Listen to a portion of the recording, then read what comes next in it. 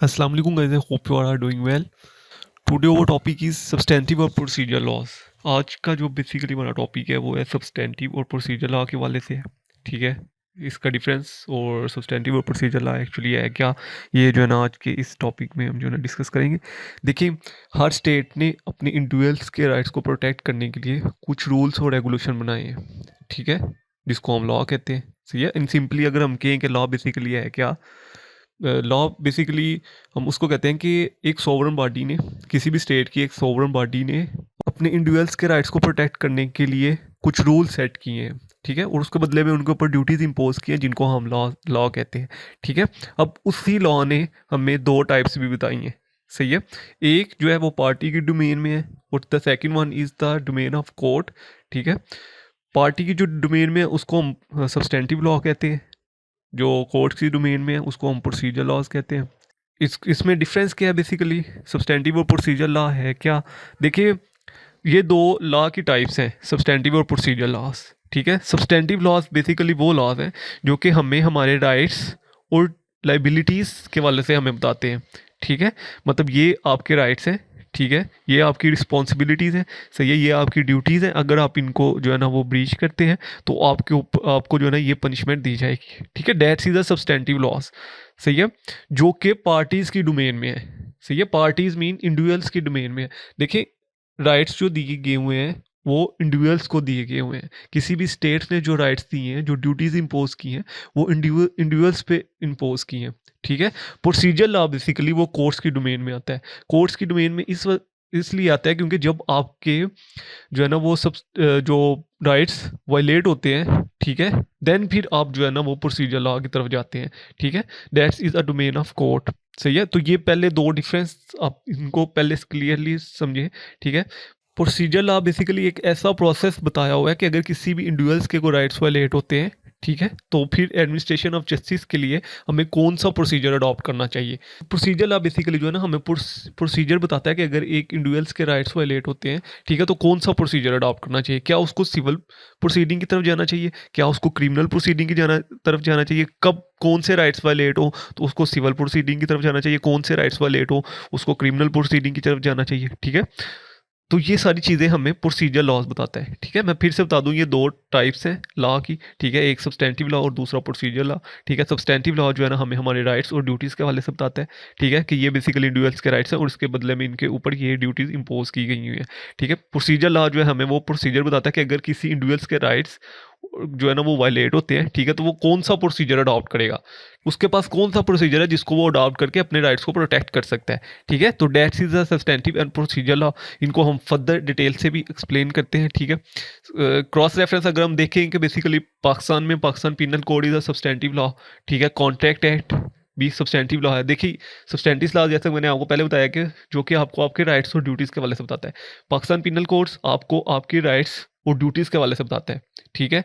Contract act आपको आपके rights और लाइबिलिटीज़ के हवाले से बताता है, ठीक है। ट्रांसफर ऑफ प्रॉपर्टी एक्ट आपको आपके राइट्स और लाइबिलिटीज़ के हवाले से बताता है। ऐसे ही प्रोसीजर लॉज जो है, जैसे कि CrPC is a procedure law, ठीक है, CPC is a procedure law, तो ये आपको बताता है कि जब आपका क्रिमिनल प्रोसीडिंग होगी, ठीक है, तो फिर आपने सीआरपीसी को अडॉप्ट करना है और उसमें जो क्रिमिनल प्रोसीडिंग है, ठीक है, वो किस तरह आपने ना उसको क्रिमिनल प्रोसीडिंग को किस तरह अडॉप्ट करना है, ये हमें सीआरपीसी बताती है, ठीक है। सीपीसी हमें ये बताती है कि जब सिविल प्रोसीडिंग होगी तो देन आपने उसको किस तरह जो है ना वो अडॉप्ट करना है, ठीक है, कौन कौन से उसके एलिमेंट्स हैं, ये हमें जो है ना वो सीपीसी बताता है, ठीक है। अगर हम इसकी डेफिनेशन देखें सब्सटेंटिव लॉ की, तो ऑक्सफोर्ड डिक्शनरी ऑफ लॉ में जो है ना सब्सटेंटिव लॉ की डेफिनेशन लिखी है कि बेसिकली जो है ना राइट्स ड्यूटीज से जो है ना ये डील्स करते हैं, ठीक है। ऐसा लॉ जो कि डील करता है राइट्स और ड्यूटीज से, ठीक है, and not the matter purely of practice and proceeding, ठीक है। प्रोसीजर लॉ सिर्फ जो है ना वो आपके राइट्स और ड्यूटीज से डील करता है, ठीक है, ना कि आपके प्रोसीजर से डील करता है, ठीक है। उसके बाद अगर हम सॉल्वेंट, ये ऑक्सफोर्ड डिक्शनरी की डेफिनेशन,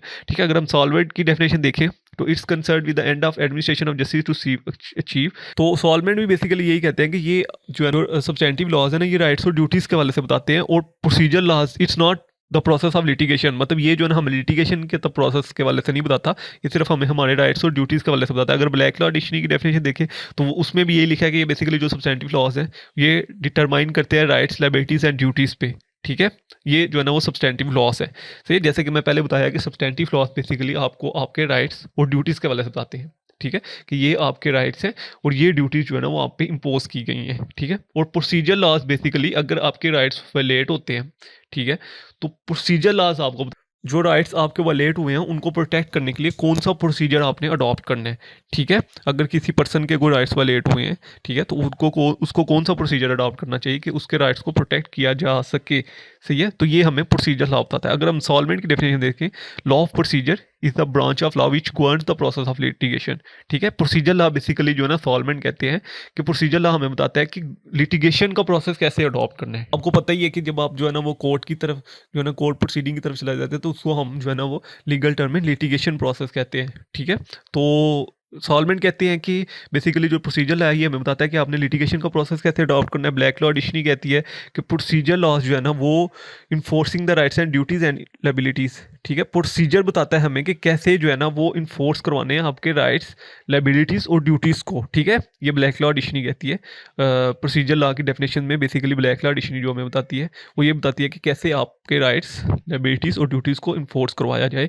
ये बेसिकली जो है ना वो प्रोसीजर लॉ में बताता है। ठीक है, अब प्रोसीजर लॉ को अगर हम एक्सप्लेन करें, देखिए जब आपके सब्सटेंटिव लॉ वायलेट होते हैं, ठीक है, सबसे पहले हम जो है ना वो सब्सटेंटिव लॉज को जो है ना वो स्टडी कर लेते हैं। सब्सटेंटिव लॉज, ठीक है, जब आपके सब्सटेंटिव लॉज यानी कि जब जो राइट्स और ड्यूटीज और लायबिलिटीज इंडिविजुअल्स पे इम्पोज की गई हैं, ठीक है, जब आपके सब्सटेंटिव लॉज वायलेट होते हैं। सही है, देखिए एक मैंने जैसे कि पहले कहा था कि substantive law is the domain of their parties.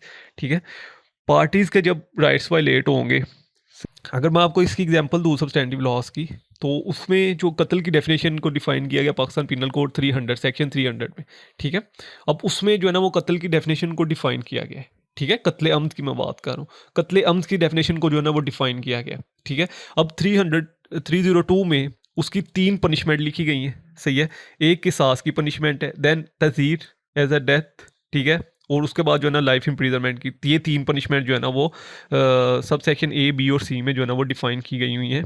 कत्ले अम्द की ये 3 जो है ना वो पनिशमेंट डिफाइन की गई हैं। ठीक है, अब ये हमें प्रोसीजर लॉ ही ये चीज़ें बताता है कि कब जो है ना वो उसको किसास की पनिशमेंट दी जाएगी। देखिए कभी आपने सोचा कि कत्ले अम्द यानी कि कत्ले अम्द ही कमिट हुआ है, लेकिन क्यों किसी पर्सन को जो है ना वो किसास की पनिशमेंट मिल गई है। ठीक है, उसी नेचर का ऑफेंस कमिट हुआ है, लेकिन तज़ीर में उसको एज अ डेथ सेंटेंस जो है ना वार्ड की जा रही है। उसी नेचर का ऑफेंस कमिट हुआ है, लेकिन उसको जो है ना वो 302 सी में जो है ना उसको लाइफ इम्प्रिजनमेंट की जो है ना वो पनिशमेंट जो है ना वो ग्रांट की जा रही है। क्या मतलब क्या सर्कमस्टांसिस हैं, क्यों ऐसा हो रहा है, कभी आपने सोचा? ये बेसिकली सारी चीज़ें जो है ना हमें प्रोसीजर लॉ ही बताता है। ठीक है, प्रोसीजर लॉ ही हमें बताता है कि क्यों किस सर्कमस्टांसिस में आपने 302 ए की पनिशमेंट देनी है। ठीक है, किस सर्कमस्टांसिस में आपने बी में फॉल करवाना है, किस सर्कमस्टांसिस में आपने 302 सी में फॉल करवाना है। हालांकि एक ही नेचर का ऑफेंस कमिट हुआ है, ऑफेंस कत्ले अमद में ही कमिट हुआ है, कत्ले अमद में ही कमिट हुआ है। ठीक है, लेकिन किन सर्कमस्टांसिस में उसको लाइफ इम्प्रिजनमेंट मिलेगी, सजाए मौत नहीं मिलेगी। देखिए किसास इन अनदर थिंग, मैंने प्रीवियस वीडियो में भी आपको किसास का एक पूरा एक्सप्लेन किया था। ठीक है, इस वीडियो में भी किसास के वाले से बता रहा हूँ कि किसास इज अनदर थिंग। ठीक है, जिस नेचर में उसने कत्ल किया है, ठीक है, अगर उसने जो है ना वो 3 चाकू मारे हैं, 3 चाकू मार के कत्ल किया, तो उसी को भी 3 चाकू मारे जाएंगे और उस तरह ही जो है ना उसको जो है ना वो छोड़ दिया जाएगा जिस तरह उसने जो है ना वो उसने विक्टिम को जो है ना वो 3 चाकू मारने के बाद छोड़ा था। ठीक है, और 10-15 मिनट के बाद तड़पने के बाद उसकी मौत हुई थी। डेथ इज अ किसास। ठीक है, डेथ पेनल्टी में ये होता है, तज़ीर एज अ डेथ पेनल्टी में ये होता है कि आपको फांसी दे दी जाती है। ठीक है, और लाइफ इम्प्रिजनमेंट मतलब कि उसको जो है ना वो उम्र कैद की जो है ना वो सज़ा हो जाती है। एक ही नेचर का ऑफेंस है।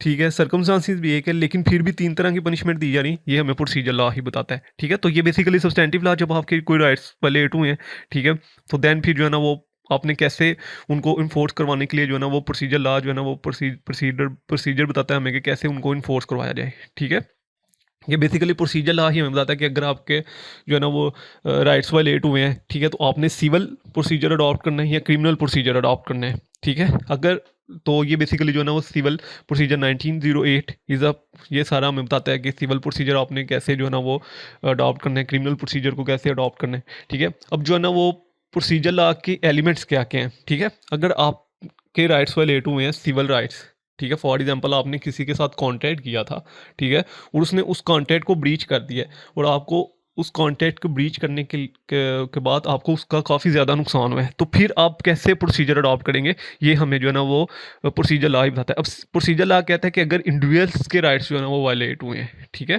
बिटवीन इंडिविजुअल्स अगर कोई राइट्स वायलेट हुए हैं तो फिर आप सिविल प्रोसीजर को अडॉप्ट करेंगे, ठीक है, सिविल लॉ को जो है ना अडॉप्ट करेंगे। जैसे कि ये चीज़ें आप में से बहुत से स्टूडेंट जो है ना जानते भी होंगे। अब सिविल जो है ना वो प्रोसीजर क्या कहता है, सिविल प्रोसीजर कहता है कि जो है ना वो सबसे पहले आपने सूट फाइल करना है, ठीक है। जब भी आपके, जैसे कि मैंने कॉन्ट्रैक्ट किया आपको एग्जाम्पल, अगर कॉन्ट्रैक्ट जो है ना वो किसी ने कॉन्ट्रैक्ट को ब्रीच किया है, ठीक है, तो सबसे पहले आप सूट फाइल करेंगे, ठीक है। सूट फाइल करने के बाद जो है ना वो पार्टीज़ को समन किया जाएगा, ठीक है, पार्टी समन किया जाएगा, यह सारा यहाँ पे लिखा है। उसके बाद प्लीडिंग होगी।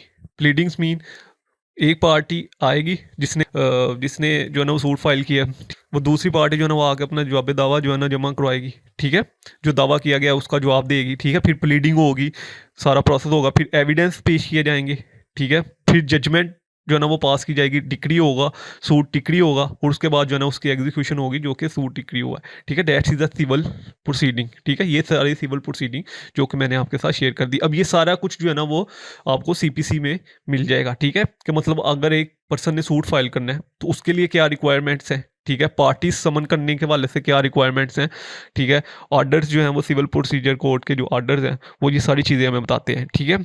एविडेंस कैसे कलेक्ट किए जाएंगे ये भी जो है ना वो हमें क्यूएसओ बताता है, ठीक है। उसके बाद जजमेंट के वाले से डिक्री जब पास होगी उसको एग्जीक्यूट कैसे करवाया जाएगा, ऑर्डर 21, 22, ये जो है ना सीपीसी का हमें ये सारी चीज़ें जो है ना वो बताता है, ठीक है।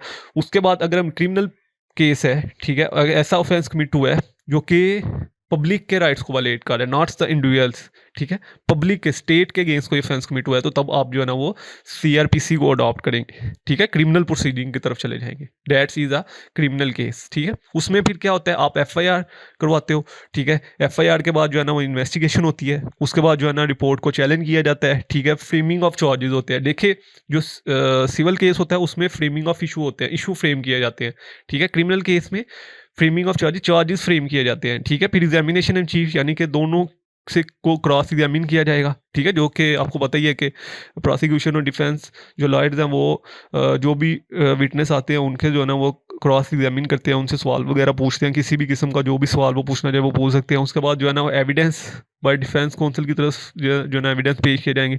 फिर जजमेंट आएगी, ठीक है, जजमेंट जो है ना वो डिक्लेयर करती है कि ये person is a convicted person और इक्विटल पर्सन, उसको रिहाई मिलेगी या इस बंदे ने जो है ना वो वाकई में ऑफेंस कमिट किया है, ठीक है। तो ये सारी प्रोसीडिंग, जैसे कि मैंने आपको कत्ले अमद की एग्जांपल दी थी, तो वो फिर सीआरपीसी में फॉलो, और सीआरपीसी ही हमें बताती है, ठीक है, वो प्रोसीजर ही हमें बताता है कि उसको क्यों 302 ए में पनिशमेंट दी जा रही है, ठीक है, क्यों 302 बी में उसको वही नेचर का अगर ऑफेंस आया तो क्यों उसको जो है ना वो 302 बी में आप जो है ना वो तज़ीर एज अ डेथ जो है ना वो पनिशमेंट दे रहे हैं, या 302 सी में उसको जो है ना क्यों आप उम्र कैद दे रहे हैं, क्यों आप इसी नेचर का पहले भी केस था, क्यों आपने इसको जो है ना वो सजाए मौत नहीं दी लेकिन इसको उम्र कैद की में जो है ना कन्वर्ट कर दिया।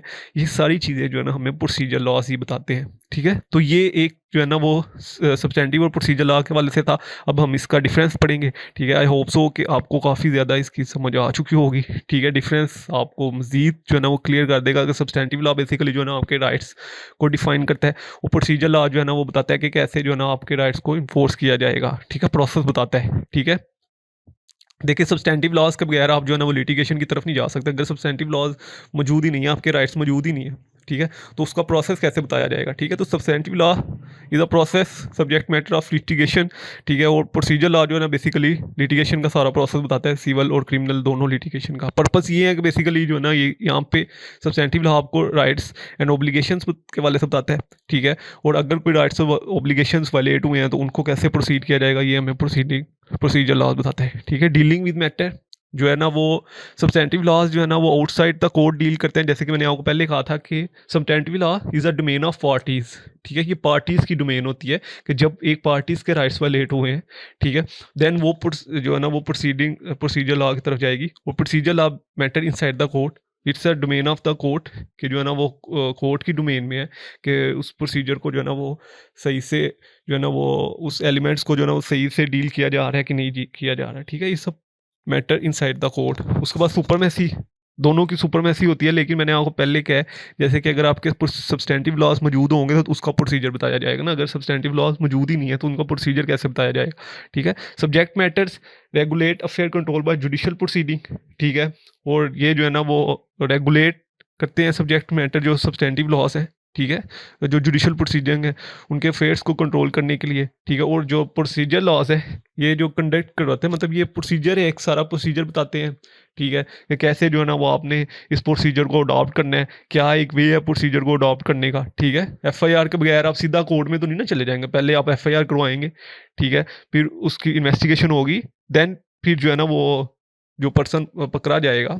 ठीक है, जिस जिस भी पर्सन को जो है ना वो पकड़ना है उसको 24 घंटे के अंदर अंदर आपने मजिस्ट्रेट के सामने पेश करना होता है। तो डेट इज द प्रोसीजर। ठीक है, ये प्रोसीजर लॉ ही हमें ये चीज़ें बताती हैं। ठीक है, फैक्ट्स कॉन्स्टिट्यूट रॉन्ग। ठीक है, सब्सटेंटिव लॉ बेसिकली डिटरमाइन करते हैं कि उसके साथ कुछ गलत हुआ है, तो देन वो प्रोसीजर लॉ की तरफ गया है। ठीक है, अगर आपके राइट्स वालेट ही नहीं हुए फिर भी आप जो है ना वो प्रोसीजर लॉ कैसे अडॉप्ट कर सकते हैं जब तक आपके राइट्स वालेट ही नहीं हुए। ठीक है, उसके बाद as to abolish of punishment, जो है ना वो सब्सटेंटिव लॉ जो है ना वो अबॉलिश करता है कैपिटल पनिशमेंट को। ठीक है, और प्रोसीजर लॉ हमें ये बताता है कि ये पनिशमेंट बेसिकली दी क्यों जा रही है। ठीक है, अगर ये पनिशमेंट दी जा रही है तो इसके पीछे का पर्पस क्या है। सही है, अगर उस पर्सन को पनिश किया जा रहा है, what was the reason behind that कि उसको पनिश किया जा रहा है। ठीक है, तो ये सभी चीज़ें हमें जो ना प्रोसीजर लॉ बताती है। As to connection connection with the public as a laws. ठीक है, और connect with the parties. Public at laws mean कि आपके कोई भी राइट्स वालेट नहीं कर सकता। ठीक है, पूरे पाकिस्तान की अगर मैं बात करूं तो पूरे पाकिस्तान में से किसी के पास ये राइट्स नहीं है कि वो आपके राइट्स को वालेट करे। ठीक है, और प्रोसीजर लॉ में ये होता है कि फिर उस पर्सन का और उस जो है ना वो कोर्ट का और उस पर्सन का जो है ना वो मामला होता है जिसने आपके राइट्स वालेट किए होते हैं। ठीक है, मतलब वो पार्टीज का मामला होता है जिन्होंने जिसके राइट्स वालेट किए होते हैं, वो फिर सारे पाकिस्तान को के ऊपर आप सूट फाइल नहीं करते। ठीक है, फॉर एग्जांपल आपने जिसके साथ दो ए और बी ने आपस में कांटेक्ट किया था और बी ने उसकी वायलेशन कर दिया, ब्रीच कर दिया कांटेक्ट को, और ए को काफ़ी नुकसान हुआ है, अब ए ने बी के अगेंस्ट सूट फाइल कर दिया। ठीक है, तो अब ए और बी दोनों पार्टीज का मामला है। ठीक है, अब ए ये नहीं करेगा तो पूरे पाकिस्तान के अगेंस्ट जो है ना वो सूट फाइल कर देगा, ऐसा नहीं होता। ठीक है, तो it's connected with the parties. Relation जो है develop a relation of petitioner with subject matters.